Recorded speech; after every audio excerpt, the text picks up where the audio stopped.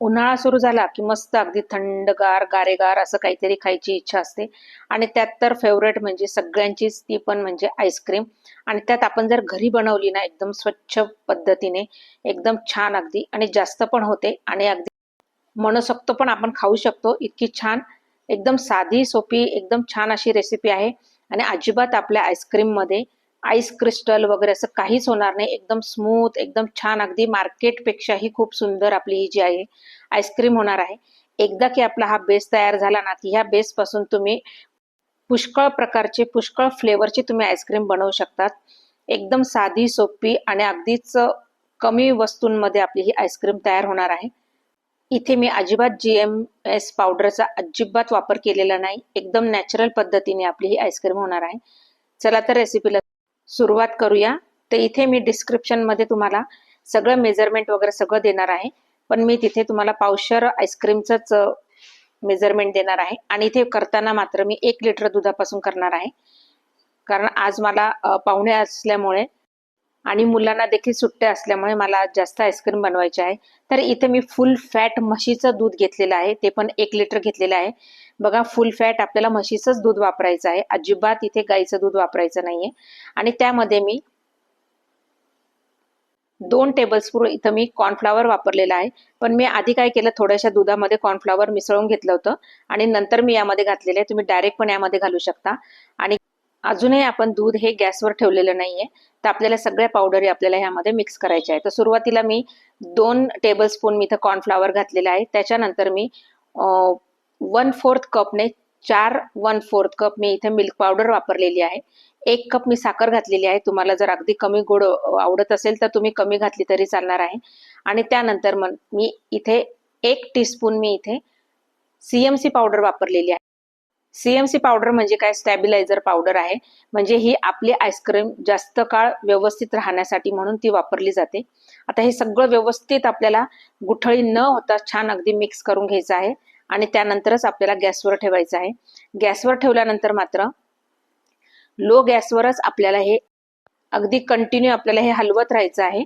पहा, अगदी घट्टपणा येईपर्यंत. तर इथे जवळपास मला 15 ते 20 मिनिटं लागलेले आहे. कारण आईस्क्रीम जास्त असल्यामुळे मला इथे 15 ते 20 मिनिटं लागलेले आहे. तर मी आता हे कंटिन्यू पाहू शकता तुम्ही, अगदी घट्टपणा आलेला आहे. आणि चमच्याच्या मागून पण बघायचं की एक लेअर अशी छान आलेली आहे.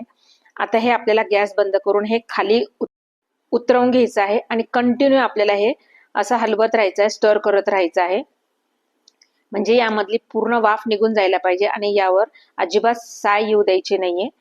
पहा, आता हे थंड होतंय तोपर्यंत इथे मी 1 लिटर दूध वापरलेलं होतं. तर मी 1 लिटर दुधासाठी इथे मी ट्रॉपिलाइटची क्रीम वापरलेली आहे. ती देखील मी इथे 1 लिटर घेतलेली आहे.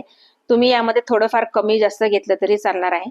आता मी ही फेटून घेणार आहे. बघा, आता फेटताना मात्र एक लक्षात घ्यायचं आहे, जसं आपण आईस केक करतो, आईस केकला आपल्याला एकदम हार्ड आपल्याला पीक्स येईपर्यंत आपण ही फेटत असतो. पण मात्र आपल्याला आईस्क्रीमसाठी आपल्याला अगदी सॉफ्ट स्पिक्स येईपर्यंत आपल्याला ही फेटून घ्यायची आहे.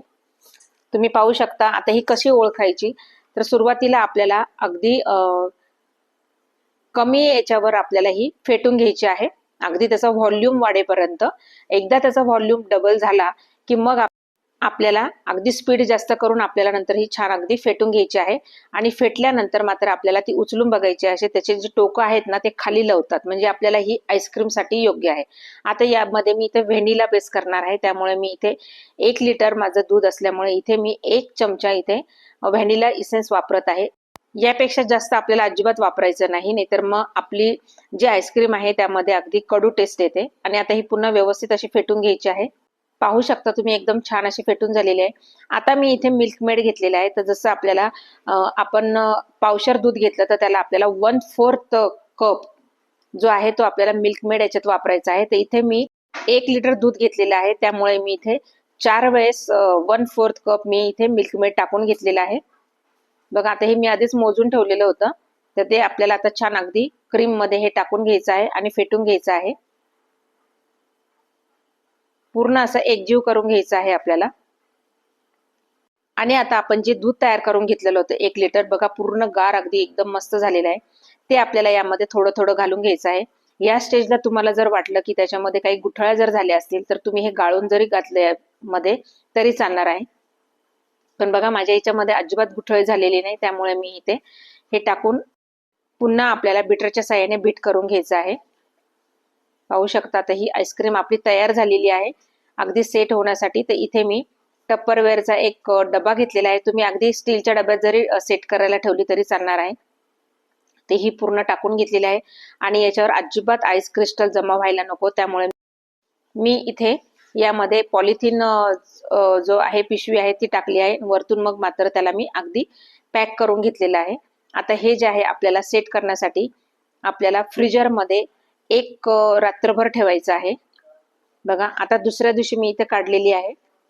पहा इथे आपली आईस्क्रीम एकदम मस्त आणि एकदम स्मूथ अशी छान अगदी तयार झालेली आहे. बघा आपला हा जो बेस आहे हा तयार झालेला आहे, तुम्ही पाहू शकता.